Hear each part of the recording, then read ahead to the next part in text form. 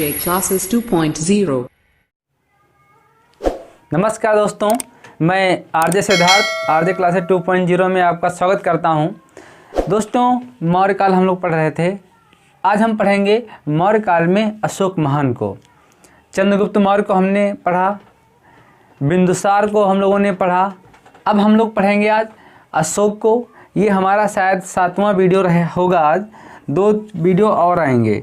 तो आइए दोस्तों, बहुत महत्वपूर्ण पॉइंट है ये, बहुत पूछा जाता है अशोक, तो जितना भी एग्जाम के दृष्टिकोण से महत्वपूर्ण है उसको देखते हैं।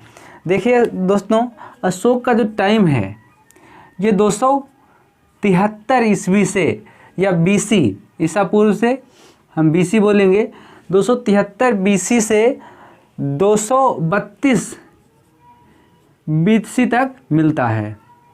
इसी में यदि राज्याभिषेक की बात की जाए 269 बीसी में इसका राज्याभिषेक हुआ था, 269 में इसका राज्याभिषेक हुआ। ये डेट बहुत महत्वपूर्ण है, राज्याभिषेक। ये आप बिल्कुल कंठस्थ कर लीजिए, अपने जहन में उतार लीजिए कि 269 जो बीसी है इसकी राज्याभिषेक की डेट है। जितने भी प्रश्न बनेंगे अशोक, वो 95% राज्याभिषेक को जोड़कर ही बनेंगे और यही पूछा जाता है। मित्रों, बात करता हूँ अशोक के बारे में, तो 2 बौद्ध ग्रंथ हैं, बहुत महत्वपूर्ण है, ये खूब पूछा जाता है। 2 बौद्ध ग्रंथ हैं, दीपवंश, महावंश। दीपवंश और महावंश, ये दोनों कौन है? बौद्ध ग्रंथ। दोनों बौद्ध ग्रंथ हैं। दीपवंश, महावंश दोनों बौद्ध ग्रंथ हैं, जिससे ज्ञात होता है कि कहा जाता है कि अशोक जब गद्दी पर बैठा तो अपने 99 भाइयों की हत्या करके गद्दी पर बैठा था। ये सत्य है या नहीं सत्य है, इस पर बहुत सारा विवाद है कि 99 भाइयों की हत्या करता है, क्योंकि 5वां जो अभिलेख है उसमें कहा गया है कि इसने अब उसमें लिखा है कि मैं अपने भाइयों के साथ सकुशल परिवार में रहता हूँ। तो कौन सी बात मानी जाए कि अशोक ने 99 भाइयों की हत्या की या नहीं की। लेकिन इतना याद करना, इतना मानना जरूर है कि अशोक ने जब गद्दी संभाली होगी तो संघर्ष हुआ होगा, युद्ध हुए होंगे, उत्तराधिकार का युद्ध लड़ा गया होगा, क्योंकि बिंदुसार ने सुसीम को अपना उत्तराधिकारी घोषित किया था। तो आइए मित्रों, उस पर प्रकाश डालता हूँ। दीपवंश, महावंश 2 बौद्ध ग्रंथ कहते हैं कि अशोक अलग अलग माताओं से उत्पन्न, कि अशोक अलग अलग माताओं से उत्पन्न, अलग अलग माताओं से उत्पन्न 99 भाइयों की हत्या की, 99 भाइयों की हत्या की थी। ये कहता है अशोक, कहता है कि दीपवंश, महावंश, बौद्ध धर्म कहता है कि अलग अलग माताओं से उत्पन्न 99 भाइयों की हत्या करके गद्दी पर ये बैठा, ये कहता है। लेकिन जस्ट इसके विपरीत जो 5वां अभिलेख है, 5वां अभिलेख है अशोक का अभिलेख, उसमें कहा गया है 5वें अभिलेख में कि अशोक अपने भाइयों के साथ सकुशल व्यवहार पूर्ण से रह रहा है। तो कौन सी बात मानी जाए? ये लेकिन शायद इसमें संघर्ष हुआ है, तो ये भी इधर बात कही जा रही और दोनों की बातों को नकारा नहीं जा सकता है। तो 5वां शिलालेख कहता है कि अशोक वो अपने परिवार और भाइयों के साथ सकुशल रह रहा है। तो 5वां अभिलेख ये बहुत महत्वपूर्ण है, आप नोट कर लेंगे। दीपवंश, महावंश बौद्ध धर्म के ग्रंथ है, इनको भी आप नोट कर लेंगे मित्रों, बहुत महत्वपूर्ण है। आइए कुछ और चीज़ें हम देखते हैं। अभिलेखों में अशोक को क्या कहा गया है, क्या माना गया है। तो अभिलेखों में सामान्यतः अशोक को देवा नाम प्रिय, देवा नाम प्रिय के नाम से जाना गया है। देवा नाम प्रिय, तो देवा नाम प्रिय जाना गया तो अच्छी बात है। तो देवा नाम प्रिय का अर्थ क्या होता है? तो देवताओं का प्रिय, देवताओं का प्रिय। देखिए, बहुत सारा इतिहास आप लोगों ने रटा होगा, पढ़ा होगा, उसमें आप लोगों ने पढ़ा होगा कि देवताओं में दैवीय शक्ति होती थी।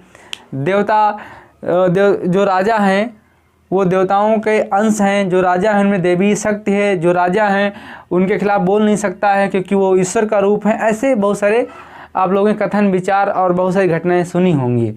लेकिन अभी तक देवता या देवताओं का अंश राजाओं में है या देवताओं का असर राजाओं में है, ऐसा कहीं पर कोई प्रमाण नहीं मिलता है। लेकिन अशोक कहीं ना कहीं आस्था रखता था। देखिए बौद्ध धर्म अभी बताएगा कि अशोक पहले शैव धर्म में आस्था रखता था, इसलिए उसने कश्मीर में शिव मंदिर बनवाया और वो 60,000 ब्राह्मणों को रोज़ खाना खिलाता था। ये ऐसी बातें बौद्ध धर्म कहता है। प्रारंभ में अशोक हिंदू धर्म का था या शैव धर्म का था, उसके बाद वो बौद्ध बना।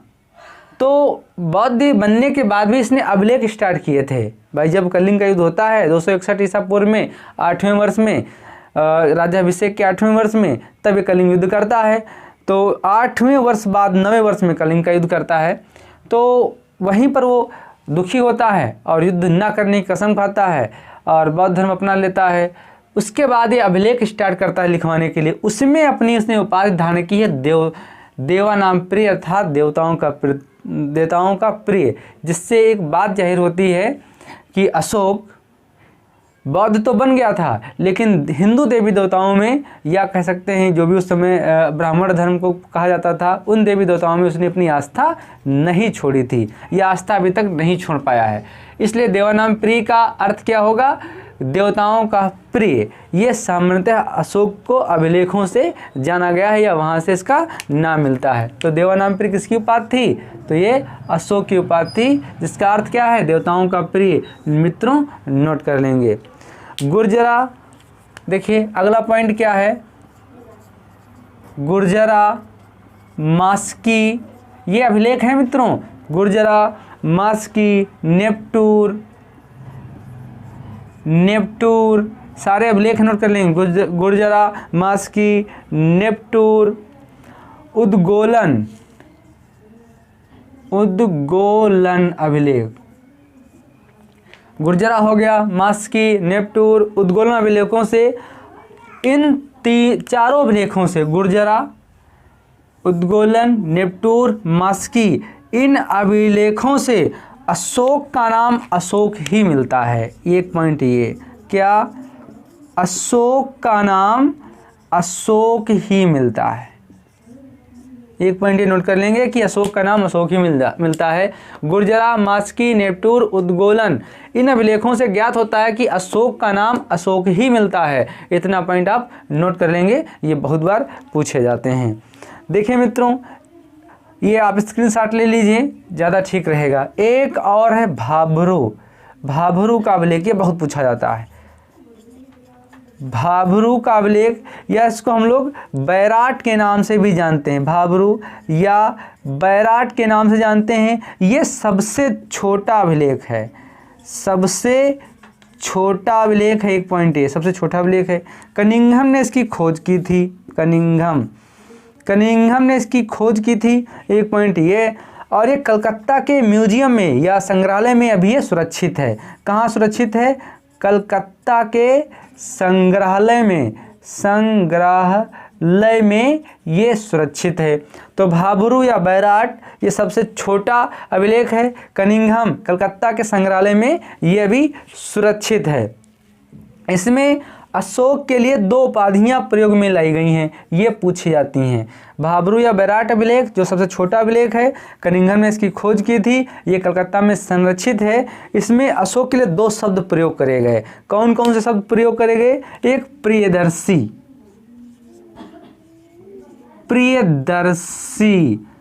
एक पॉइंट ये, प्रियदर्शी शब्द यूज किया गया अशोक के लिए। दूसरा मगधीराज,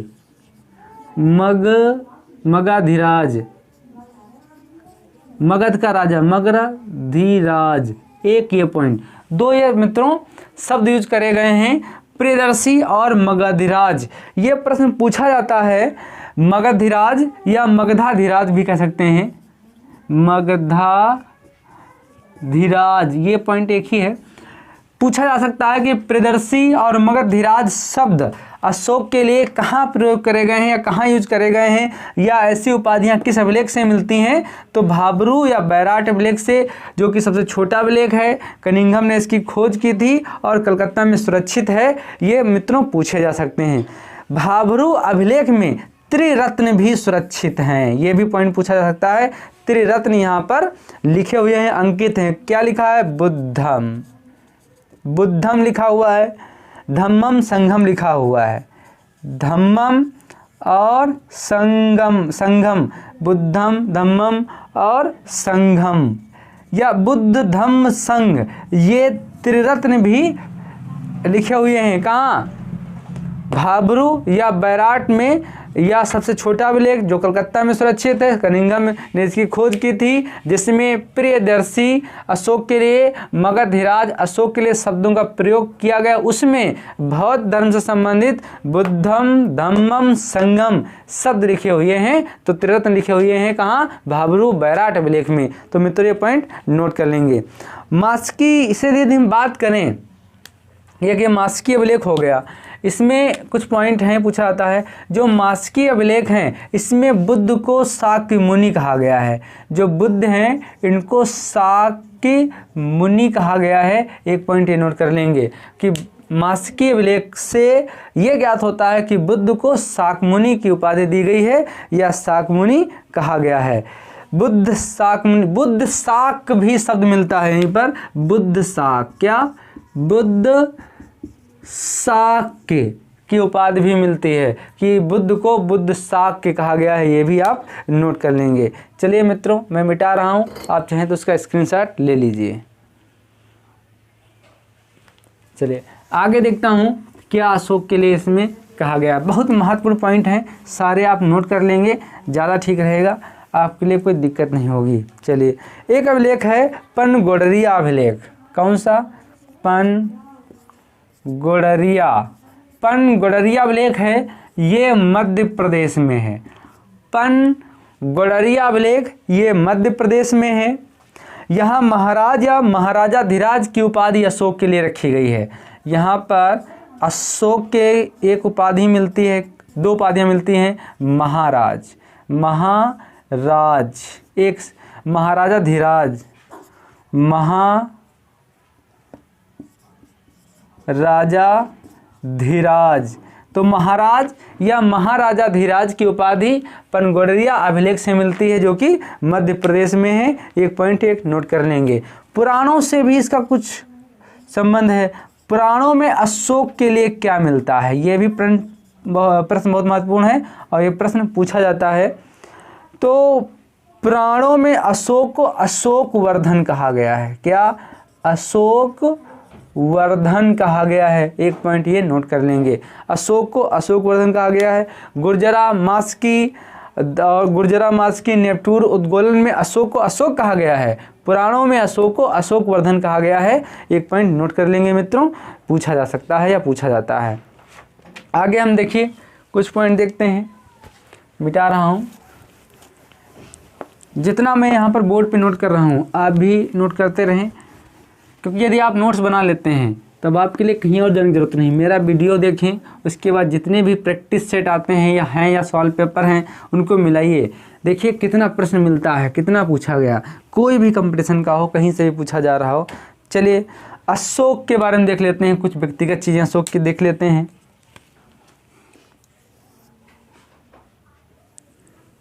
अशोक की कुछ व्यक्तिगत चीज़ें देखते हैं। सबसे पहले बात करता हूँ पिता। पिता तो आप जानते हैं कौन थे? बिंदुसार थे। पिता बिंदुसार थे जिन्होंने सुसीम को अपना उत्तराधिकारी घोषित किया था। इसकी माता, ये बहुत महत्वपूर्ण है, खूब पूछी जाती हैं। इसकी माता के 3 नाम मिलते हैं मित्रों, 3 नाम मिलते हैं। वो तीनों नाम बहुत महत्वपूर्ण हैं। कौन कौन से नाम मिलते हैं? एक नाम है माता का धम्मा,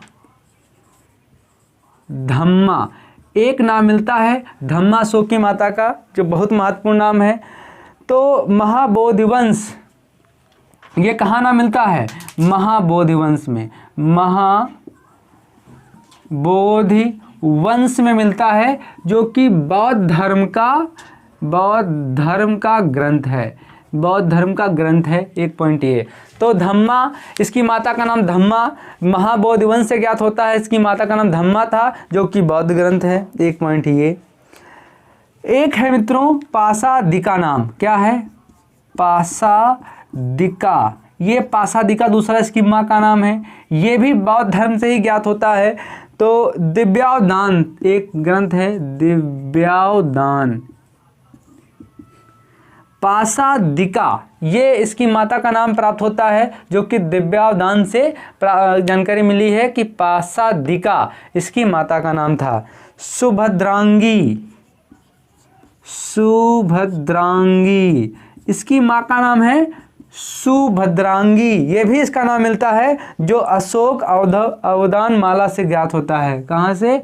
अशोक अवदान माला से ज्ञात होता है, ये भी बौद्ध धर्म से संबंधित ही ग्रंथ है।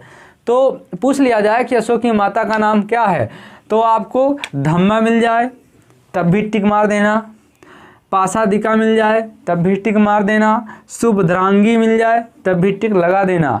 पूछा जा सकता है महाबोधि वंश के अनुसार अशोक की माता का नाम, तो धम्मा, दिव्यावदान के अनुसार उसकी माँ का नाम पासादिका, अशोक अवदान के अनुसार उसकी माँ का नाम सुभद्रांगी। ये 3 नाम मिल सकते हैं, बहुत महत्वपूर्ण है, इनको आप नोट कर लेंगे मित्रों। अब पढ़ता हूँ उनकी पत्नी के बारे में, ये आप स्क्रीनशॉट ले लीजिए, ज़्यादा ठीक रहेगा। चलिए, माता हो गई, और इनके पत्नी के बारे में ही जानना बहुत ज़रूरी है, ये पत्नी भी है इनकी खूब पूछी जाती हैं। चलिए, तो आगे वहाँ पर मुझे पत्नी लिखना था यहाँ पर, लेकिन मैं वहाँ नहीं लिख रहा हूँ, यहीं पर लिख रहा हूँ, तो आप भी आप साइड में लिखेंगे। इसकी पत्नी का नाम देखते हैं, प्रथम पत्नी। प्रथम पत्नी है असधिमित्रा, असधिमित्रा,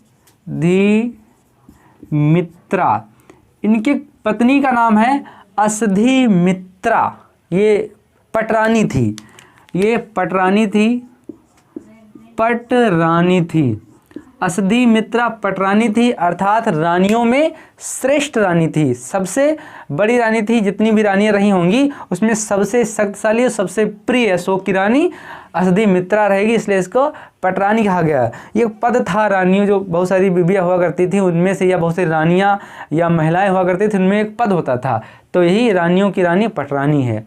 दूसरा एक है महादेवी, दूसरा नाम आता है मित्रों महादेवी, बहुत महत्वपूर्ण है। महादेवी, महादेवी के एक पुत्र होता है और एक पुत्री होती है, जिसका नाम इतिहास में बहुत प्रचलित है। पुत्र होता है महेंद्र, पुत्री होती है संघमित्रा, ये भी प्रश्न पूछा। ये दोनों श्रीलंका चले जाते हैं, श्रीलंका बौद्ध धर्म के प्रचार के लिए, इनको अशोक भेजता है बौद्ध धर्म के प्रचार के लिए, प्रचार के लिए। ये भी बहुत अच्छा पॉइंट है कि पुत्र महेंद्र और पुत्री संघमित्रा महादेवी से उत्पन्न होते हैं और इनको अशोक बौद्ध धर्म के प्रचार के लिए श्रीलंका भेजता है, तो आप नोट कर लीजिए। थर्ड या तीसरी रानी को देखते हैं, ये है तिस्रक्षिता, ये बहुत महत्वपूर्ण है, देखिए कितनी महत्वपूर्ण है। तिस्रक्षिता, तिस्रक्षिता इसकी एक पत्नी है तिस्रक्षिता, ये बौद्ध धर्म की घोर विरोधी है, बौद्ध धर्म की घोर विरोधी, घोर विरोधी है, एक पॉइंट ये धर्म, ये बौद्ध धर्म की घोर विरोधी है। इसने बौद्ध वृक्ष को नष्ट करवा दिया था, बौद्ध वृक्ष को नष्ट करवा दिया था। देखिए मित्रों, बौद्ध वृक्ष को, जो आज वर्तमान में बौद्ध वृक्ष है, वो जिस वृक्ष के नीचे महात्मा बुद्ध या भगवान बुद्ध ने तपस्या की थी वो नहीं है।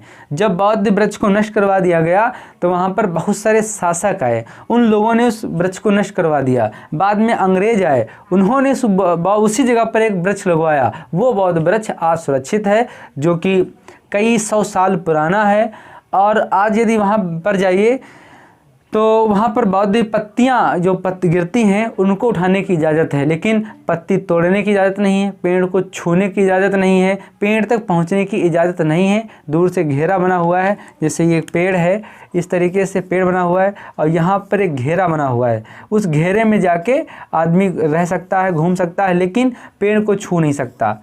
और इसकी जो पत्तियां हैं, उनको जो गिर जाती हैं पत्तियां, उनको आदमी उठाता है तो पेड़ को छूने की इजाज़त नहीं है, क्योंकि कई बार बौद्ध वृक्ष नष्ट करवाया गया विभिन्न राजाओं ने। कभी इस घटना को हम बात करेंगे इस पर। तो बौद्ध धर्म को बौद्ध वृक्ष को इसने नष्ट करवा दिया था, एक पॉइंट ये है। इसके लिए एक और बहुत महत्वपूर्ण पॉइंट है, जब अशोक की मृत्यु होती है, जब अशोक की मृत्यु होती है तब अशोक के साथ ये सती हो जाती है। इतना पॉइंट नोट कर लेंगे। तस् रक्षिता ऐसी रानी है जो अशोक के साथ वो सती हो जाती है, इसलिए ये महत्वपूर्ण है, पूछी जा सकती है मित्रों, नोट कर लेंगे। तो सती हो जाती है, बौद्ध धर्म की घोर विरोधी है, बौद्ध वृक्ष को नष्ट करवा दिया था, बस इतने महत्वपूर्ण है। अगली रानी इसकी देखिए मित्रों कौन सी है। अगली रानी की बात करें तो पद्मावती। कौन है? पद्मावती। पद्मावती का एक पुत्र होता है, वो पद्मावती हम खिलजी वाली नहीं लेंगे, पद्मावती दूसरी है मित्रों। तो पद्मावती इनका पुत्र होता है कुणाल। कुणाल इसका पुत्र होता है जो गद्दी पर बैठेगा अशोक के बाद, इसलिए ये बहुत महत्वपूर्ण है, ये पूछा जाता है। तो कुणाल पद्मावती का पुत्र होता है। फिर एक इनकी और दूसरी पत्नी है, उसका नाम है कारवाकी। कारवाकी, कारवाकी इनकी पत्नी है भाई, ये है 5 नंबर, नोट कर लेंगे। यहाँ आपको दिखाई नहीं पड़ रहा होगा इसलिए मैंने नोट कर लिया। कारवाकी, इनका एक पुत्र है तीवर, पुत्र तीवर है। तो कारवाकी इनकी अशोक की पत्नी है, अशोक की पत्नी कारवाकी, जिसका पुत्र है तीवर। ये बहुत महत्वपूर्ण है। दोनों का नाम प्रयाग स्तंभ में मिलता है, किसका? कारवाकी और तीवर, दोनों का नाम प्रयाग स्तंभ से मिलता है। 1.9। तो दोनों का नाम प्रयाग स्तंभ से मिलता है, किसका? कारवाकी और तीवर का। इसलिए इसे रानी, देखिए उसमें कारवाकी भी हैं, तीवर भी हैं, जब दोनों का नाम मिला है कहाँ? प्रयाग स्तंभ से, इसलिए इसको रानी का अभिलेख भी कहा जाता है, रानी का अभिलेख भी कहा जाता है। एक पॉइंट ये नोट कर लेंगे मित्रों। तो आइए आगे दोस्तों 2 मिनट देख लेते हैं। वैसे तो वीडियो तो हो गया है लंबा, मतलब भर का हो गया है, ज़्यादा नोट करेंगे तो आप लोग कह देंगे कि भाई बहुत बड़ा वीडियो है, देखेंगे नहीं, इसलिए हम कम पढ़ाते हैं। चलिए थोड़ा और देख लेते हैं, बस 2 मिनट का और वीडियो रहेगा। अशोक का व्यक्तिगत धर्म देख लेते हैं क्या है। अशोक का व्यक्तिगत धर्म क्या है? देखिए, जो बौद्ध धर्म कहता है, महावंश जो कहता है बौद्ध धर्म, महावंश जो कहता है, महावंश ये ग्रंथ है। कहाँ का ग्रंथ है? ये बौद्ध धर्म का ग्रंथ है। जो अशोक के बारे में महावंश बौद्ध धर्म का जो ग्रंथ है, ये कहता है, महावंश ग्रंथ क्या कहता है कि अशोक प्रारंभ में शैव धर्म या ब्राह्मण धर्म, हिंदू धर्म कह सकते हैं, क्योंकि शैव धर्म ब्राह्मण धर्म में ही मिल गया था। प्रारंभ में ये ब्राह्मण धर्म का अनुयायी था, ब्राह्मण धर्म का अनुयायी था। 1 पॉइंट ये। और ये प्रतिदिन 60,000 ब्राह्मणों को भोजन कराता था, 1 पॉइंट नोट कर लेंगे मित्रों। तो प्रारंभ में ब्राह्मण धर्म का ये अनुयायी था, प्रतिदिन 60,000 ब्राह्मणों को ये भोजन कराता था। अशोक महावंश से ज्ञात होता है, बाद में ये हिंदू या ब्राह्मण धर्म को त्याग देता है, बौद्ध धर्म में मिल जाता है। अब देखिए, इसको बौद्ध धर्म में सम्मिलित करने वाले 3 लोग थे। कौन कौन था? एक था निग्रोध। किससे प्रभावित होता है? निग्रोध से प्रभावित होता है। ये सुसीम का पुत्र है, सुसीम का पुत्र है, इनसे प्रभावित होता है। और ये छोटा बच्चा है, क्या है? छोटा बच्चा है। 1 पॉइंट ये। इस समय ये जब बौद्ध धर्म ग्रहण करता है, उसका भिक्षु बनता है, तो बात करें तो इस समय ये श्रमण था। क्या था? श्रमण। आप पूछेंगे श्रमण क्या होता है? मैंने बौद्ध धर्म पढ़ाया है, उसमें आप देख सकते हैं। जो संघ में प्रवेश होते थे और शिक्षा ग्रहण करते थे, वो शुरुआत के 5 साल तक श्रमण कहलाते थे, बाद में वो भिक्षु बनते थे। 1 पॉइंट ये नोट कर लेंगे मित्रों। तो ये सुसीम का पुत्र था, श्रमण था। एक और है मोग्गालपुत्तिस्य। क्या है? मोग्गालपुत्तिस्य। तिस्य, इनके प्रभाव से अशोक बौद्ध धर्म ग्रहण कर लेता है। जब अशोक बौद्ध संगीत कराता है तो उसके अध्यक्ष भी मोंगालपुत तिस्य ही होते हैं। एक पॉइंट ये नोट कर लेंगे। इसी के प्रभाव से बौद्ध धर्म ग्रहण कर लेता है। दूसरा है उपगुप्त, तीसरा है उपगुप्त। उपगुप्त ये बौद्ध धर्म की दीक्षा देता है। क्या देता है? दीक्षा या शिक्षा देता है, इनको बौद्ध धर्म ग्रहण कराता है। तो निग्रोध मोंगालपुत तिस्य से प्रभावी होते हैं और उपगुप्त इनको दीक्षा देता है बौद्ध धर्म की। एक पॉइंट ये नोट कर लेंगे। अब देखिए ये पूरी तरीके से बौद्ध धर्म नहीं अपना पाया, क्योंकि लोग कहते हैं कि इसकी आस्था ब्राह्मण धर्म में थी। कैसे कहते हैं? कलहण की राजतरंगिणी पुस्तक है। किसकी? कलहण की राजतरंगिणी है। राजतरंगिणी पुस्तक है। उससे क्या ज्ञात होता है? उससे ज्ञात होता है कि ये शैव धर्म का अनुयायी था। किसका? शैव धर्म का अनुयायी था। एक पॉइंट ये शैव धर्म का अनुयायी था। एक पॉइंट नोट कर लेंगे। किससे ज्ञात होता है? कलहण की राजतरंगिणी से ज्ञात होता है कि ये शैव धर्म का अनुयायी था। क्यों नहीं था? ये कश्मीर गया। कहाँ गया भाई? कश्मीर गया। जब कश्मीर जाता है तो वहाँ पर शिव मंदिर बनवाता है। क्या करता है? शिव मंदिर बनवाता है। एक पॉइंट ये शिव मंदिर बनवाएगा। और क्या करेगा? श्रीनगर को बसाएगा। श्रीनगर को बसाता है, बसाएगा। श्रीनगर को बसाएगा। शिव मंदिर बनाता है भाई कश्मीर में, श्रीनगर को बसाता है। जालौक यहाँ का उपराज्यपाल है। कौन है? जालौक यहाँ का उपराज्यपाल है। कहाँ? कश्मीर का, जो कि अशोक का ही पुत्र है। मैं इस पर चर्चा करूँगा अभी। तो जालौक जो है कश्मीर का उपराज्यपाल है, जहाँ का जो अशोक का पुत्र है। तो श्रीनगर को बसाता है, शिव मंदिर बनाता है। कहाँ से जानकारी मिली? कलहण की राजतरंगिणी से हमको जानकारी मिलती है। ये भी बताता है कि अशोक ने नेपाल को जीता था। किसको? नेपाल को जीता था। अशोक नेपाल को जीता था। और यहाँ पर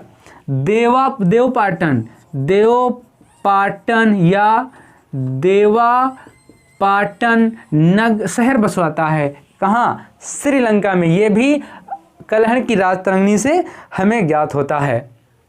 तो मित्रों, आज का सेशन हमारा कैसा लगा?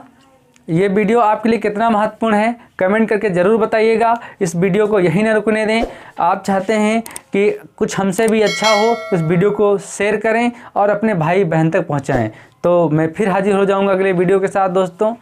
धन्यवाद दोस्तों, नमस्कार।